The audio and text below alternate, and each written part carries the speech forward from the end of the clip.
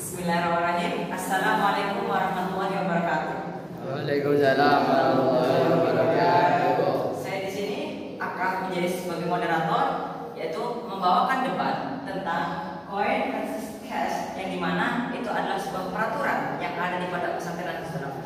Dan sedangkan peraturan Pondok Pesantren Al-Islam yaitu merekomendasikan koin untuk santri untuk membeli barang atau jajan-jajan yang ada di pondok. Dan sedangkan cash itu sangatlah dilarang bagi kita semua. Oke, sebelum kita mulai perdebatan, kita harus menentukan pro dan kontra. Pertama, yaitu silakan salah satu dari kelompok dari dua baris ini maju untuk berswing untuk menentukan siapa yang pro dan siapa yang kontra, atau siapa yang setuju apa yang tidak setuju.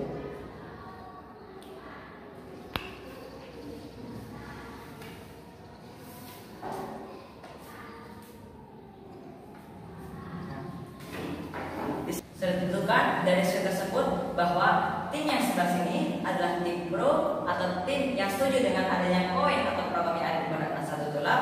Yang sebelah sini adalah grup kontra yang mendukung tidak kesetujuannya adanya koin atau menggunakan cash. Oke, kita mulai dari perdebatan ini dengan Bismillahirrahmanirrahim.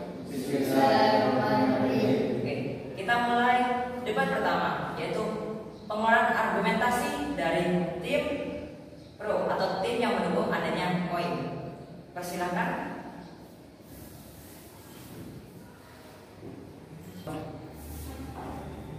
Bismillahirrahmanirrahim. Assalamualaikum warahmatullahi wabarakatuh. Perkenalkan, nama saya Farhanza. Saya dari tim pro atau tim yang setuju dengan adanya koin. Kenapa saya setuju dengan adanya koin data? Karena dengan koin itu melatih kedisiplinan kita, melatih bukan disiplin dalam segi apa, tapi disiplin dalam segi mengatur keuangan. Ketika kita menggunakan cash, kita bisa saja menghabiskan satu hari menghabiskan uang 100.000 dalam waktu sehari. Tapi ketika kita sudah menggunakan koin, di situ sudah ditentukan bahwa limit 30.000 per 2 hari. Jadi kita bisa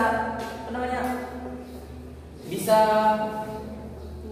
menghemat uang kita yang semulanya kita dikirim 300.000 hanya habis dalam waktu 3 hari, kita bisa menghematnya. Bisa dalam waktu 20 hari, waktu 10 hari, itu kita bisa menghemat.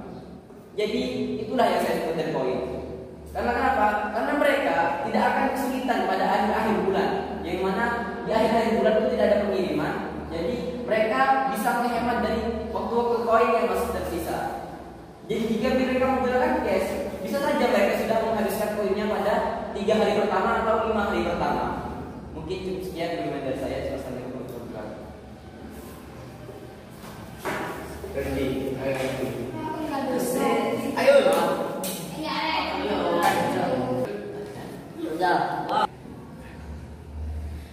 Itu argumen yang cukup baik dari seorang Arafel Fareza dan menjelaskan bahwa kita harus bisa belajar disiplin dengan adanya koin. Dan kita lanjut, siapakah yang akan membantah argumen dari si Arafel Fareza? Saya persilahkan untuk tim kontra atau yang mendukung adanya cash. Saya persilahkan. Oke, assalamualaikum warahmatullahi wabarakatuh. Di sini saya akan menjawab argumen dari Arafel Fareza. Saya sebenarnya setuju dengan pendapat Anda, tapi saya itu merasa kurang puas terhadap tata yang seperti ini.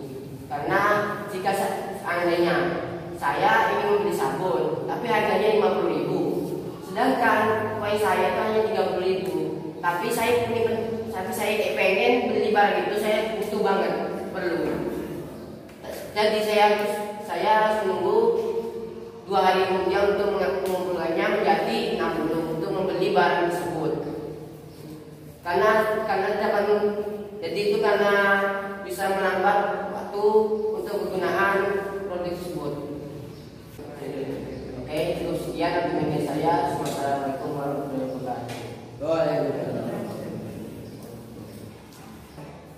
Wow, cukup bagus sanggahan dari Gus Raul tentang pendapatnya bahwa dia tidak puas dikarenakan koin itu hanya terbatas. Jika dia perlu barang, maka dia harus mengumpulkan dengan waktu yang lama.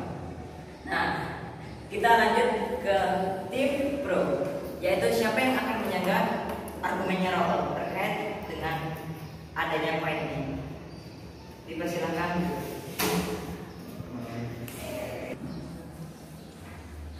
Assalamualaikum warahmatullahi wabarakatuh. Saya berbeda dari kelompok pro yang akan menyanggah dari argumen sepak. Benar memang barang yang ingin kamu butuhkan itu lebih dari 30.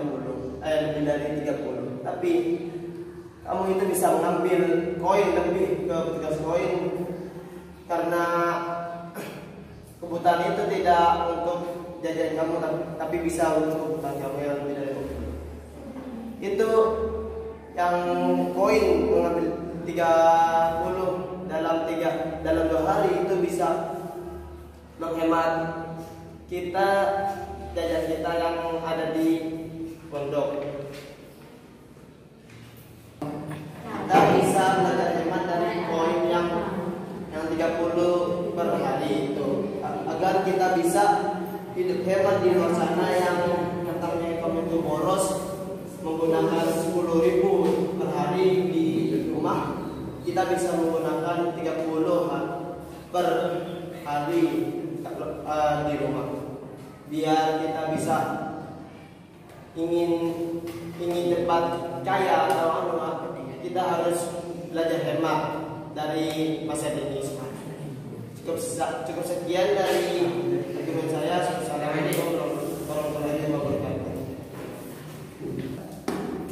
Wow, cukup bagus dari argumen sang Badrus berkaitan tentang kita harus menghemat dalam menggunakan koin. Sekarang kita lanjut kepada tim kontra maksud saya yang akan menyanggah tentang argumen Badrus atau argumen Rafael. Mungkin siapa? Saya persilahkan. Assalamualaikum warahmatullahi wabarakatuh. Perkenalkan nama saya Abdul Salam. Saya akan menyanggah argumen dari Badrus Soleh. Memang benar, kita bisa meminta koin lebih dari 30 ketika kita benar-benar membutuhkan barang yang barang tersebut harganya lebih dari 30. Namun bagaimana dengan barang-barang yang ada di luar pondok? Sedangkan koin tidak bisa digunakan di luar pondok karena di peraturan pondok juga ada tidak boleh belanja di luar. Dan sedangkan di luar banyak jajanan-jajanan atau makanan yang sangat menghilangkan selera, namun kita tidak bisa beli-beli di luar dikarenakan peraturan yang ada di dalam pondok. Sedangkan di dalam pondok ini masih tidak lengkap, tidak mengerti apa yang dibutuhkan oleh santri, seperti di kantin. Itu dia yang masih kurang perfect bagi santri yang ada di sini. Dan ya bagaimana lagi kita tidak bisa belanja di luar karena harus menggunakan koin. Cukup sekian argumen dari saya kembalikan ke Cukup bagus argumen dari Habibi yang menjelaskan tentang bahwa kita tidak bisa membelikan hal-hal yang kita inginkan atau yang kurang puas karena fasilitas pondok atau makanan seperti yang digantinya tidak lengkap. Kita lanjut kepada argumen yang mau disangka, argumen Habibi yang mau disangka seperti itu. Saya persilahkan Bro. Perkenalkan nama saya Maulana Ibnul Arabi dari tim pro akan menyanggah argumen dari Abdul Salam. Aturan berbeda di luar itu adalah aturan lain. Tidak peduli Anda pegang koin atau cash, itu tetap tidak boleh beli di luar. Dan pada dasarnya adanya koin bertujuan untuk meminimalisir beli-beli di luar. Cukup sekian argumen dari saya.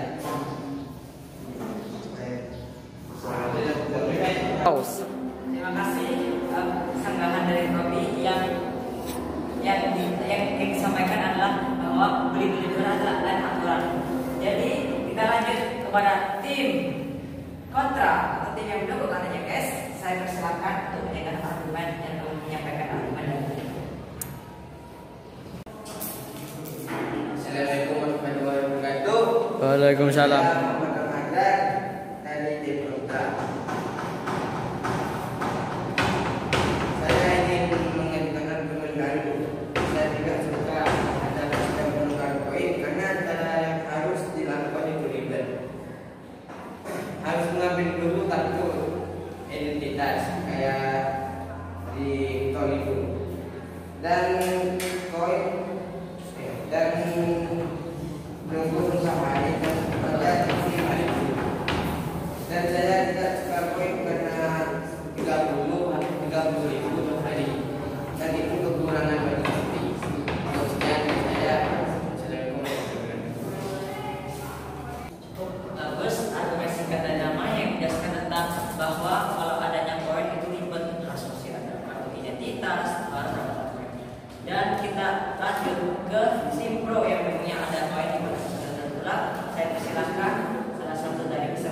tim pro. Saya Sumarni akan mewakili dari Pro.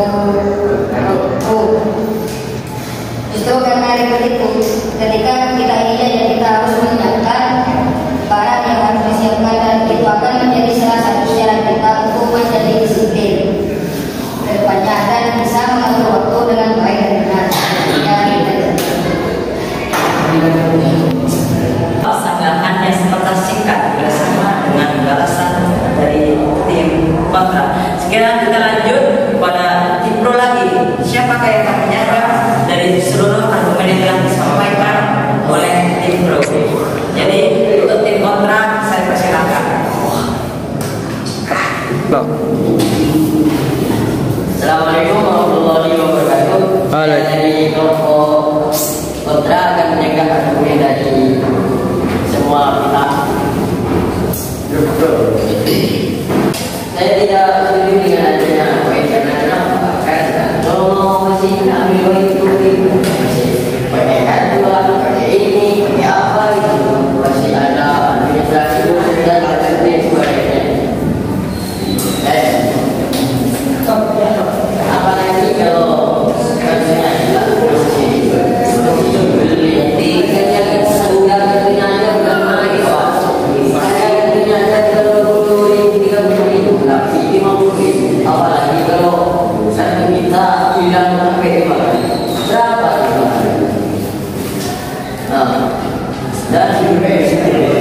apa? Dan kalau ATM rusak itu masih ngurus biasa, masih bawa kakak, masih bawa inilah, ngurus ke sana ke sini dan jadi buat ini bukan itu pusing. Ya cukup sekian dan dari saya. Kurang lebih saya mohon maaf. Assalamualaikum warahmatullahi wabarakatuh. Terima kasih argumen dari Danube yang dimana bersama menjelaskan tentang keribetan dalam menukarkan koin. Dan kita lempar lagi kepada sanggahan argumen kepada tim pro atau punya yang saya persilakan untuk juga menyaga seluruh argumen yang menurut saya hampir semuanya sama. Saya persilakan.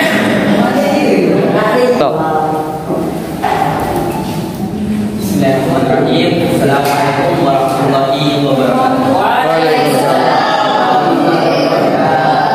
Jadi di sini saya akan menyaga untuk pertama kalinya yang sebelumnya saya menyampaikan argumen. Jadi di sini saya akan menyampaikan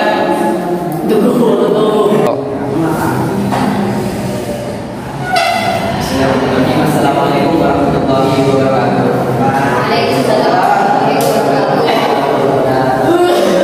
Perkenalkan, nama saya Rahmat Reza.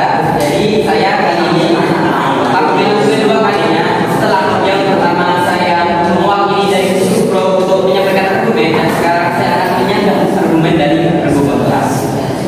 Jadi untuk yang tadi yang pertama keribetan, untuk keribetan sudah dijelaskan oleh Roni bahwa ketika kita ribet itu akan menjadi pelatih kita untuk menjadi lebih disiplin. Yang kedua untuk masalah apabila ada kartu rusak, kartu rusak, kartu hilang, itu dari kita sendiri. Untuk yang pertama yaitu tentang keribetan itu sudah dijelaskan oleh Roni, yang mana itu akan menjadi dari kita untuk cepat. Lalu yang kedua ketika ada ATM hilang, kartu rusak, atau segala sistemnya itu tergantung dari kita sendiri. Ya apabila kita sudah bisa menjaga apa tidak ya, seperti kita tidak bisa menjaga apalagi nanti ke depannya hal yang besar seperti ATM yang di luar sana. Bagaimana nanti kita menjaganya kalau baru saja bisa hilang? Jadi kita harus menjaga barang yang kita miliki walaupun itu sedikit apapun. Selagi itu masih bisa digunakan untuk kita dan itu berharga untuk kita, jagalah. Mungkin sekian dari saya.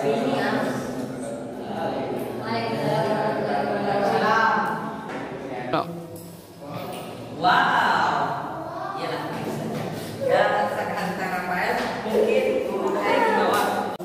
Wow, ya itulah Sang Rafael yang menjelaskan bahwa ribet itu cuma datang dari kita sendiri. Kalau kita menganggap tidak ribet atau kita emang disiplin untuk menukar koin, maka kita bisa menganggapnya ribet.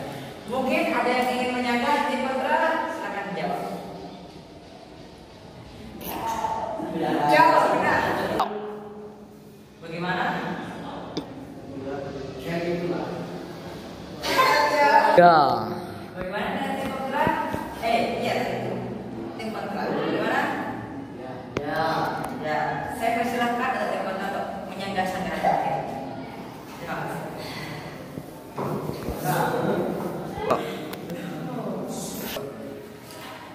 Assalamualaikum warahmatullahi wabarakatuh. Waalaikumsalam warahmatullahi wabarakatuh. Di sini saya akan mewakili dari grup kontra. Saya setuju dengan pendapat Anda, Rafael. Tapi saya yang bikin paling menjengkelkan pas lagi menurunkan koin itu kena pajak 55.000 dan harus menyisahkan koin minimal 15.000. Contohnya, satu saya tinggal 20.000. Dengan saya ingin mengambil semuanya, tapi dari pihak koin harus menyisahkan 15.000. Jadi saya bisa cuma ambil 5.000 saja. Cukup sekian dari saya. Wassalamualaikum warahmatullahi wabarakatuh. Terima kasih atas argumen Raul yang menjelaskan tentang bahwa proyek kita tidak bisa menyisihkan ya, memisahkan. Kita lanjut. Terima kasih dan kita lanjut ke tim Bro. Mungkin mau menyangga lagi? Apakah ada yang mau menyangga nih Bro? Saya persilahkan.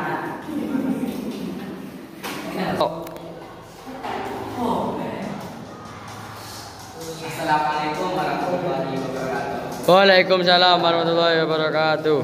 Jadi di sini saya ketiga kalinya mewakili grup Solo. Saya akan menyanggah argumen dari Gus Rasul. Jadi Anda tidak suka kepada koin karena Anda kena pajak 5.000. Nah, pajak itu berlaku. Jadi pajak itu berlaku ketika ada orang ingin mentransfer ke ATM kita, dan itu emang adalah aturan dasar pada ATM. Ketika kita memiliki ATM, ketika kita ingin mentransfer ke orang lain, kita harus dikenai pajak. Itulah dasar dari aturan menggunakan ATM.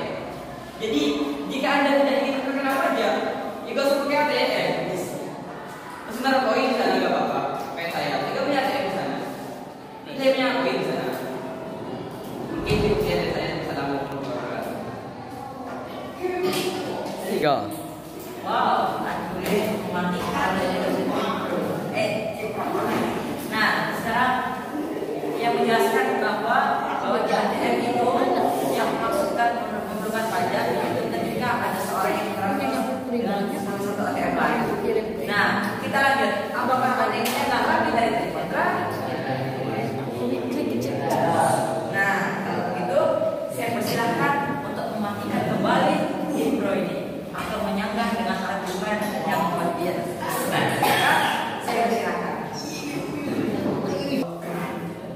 Assalamualaikum warahmatullahi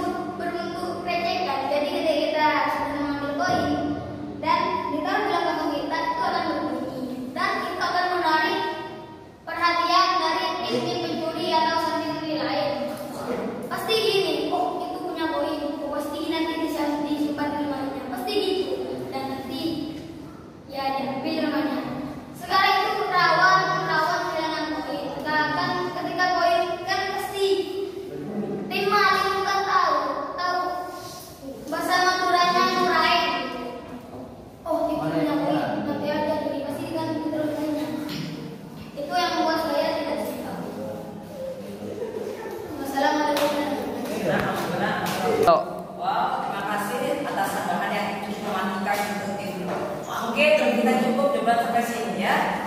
Maksud saya teman-teman ya, mungkin cukup perdebatan tentang koin versus cash atau kelompok yang setujunya adanya program koin di pada pesantren darurat dan adanya juga tim yang mendukung adanya cash atau uang tunai. Nah, saya menyimpulkan bahwa semua itu pasti ada kekurangan sendirinya masing-masing. Lainnya